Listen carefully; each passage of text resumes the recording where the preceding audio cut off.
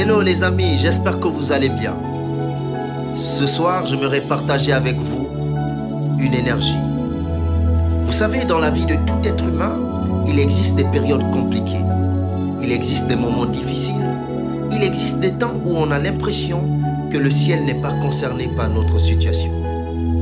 Il existe même des périodes où on prie, on jeûne, mais il n'y a pas de réponse. Il n'y a pas de solution. J'aimerais dire à quelqu'un ceci, que le silence de Dieu dans une situation n'est pas synonyme de son absence, n'est pas synonyme de son incapacité. Souvenez-vous de cette histoire merveilleuse dans la Bible, l'histoire de Jésus dans la barque avec ses disciples. Matthieu chapitre 8, versets 23 à 34. La Bible révèle que Jésus va se trouver dans une barque avec ses disciples.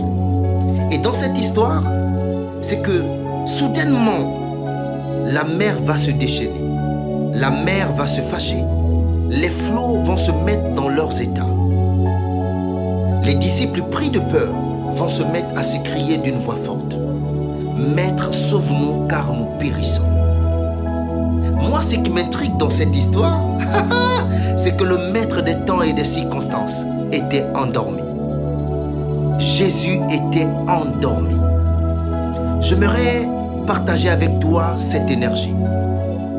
Lorsque tu remarques que dans une situation, tu as prié, tu as fait ce que tu devais faire et que le ciel garde silence, c'est que la chose est sous le contrôle de Dieu.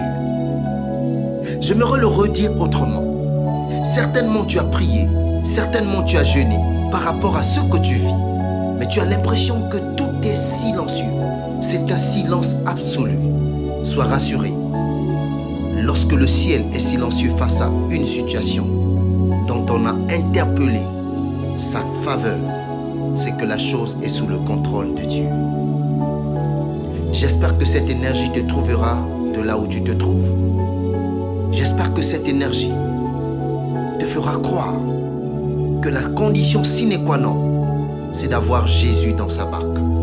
Si Jésus est dans ta barque, a priori, la chose trouvera gain de cause.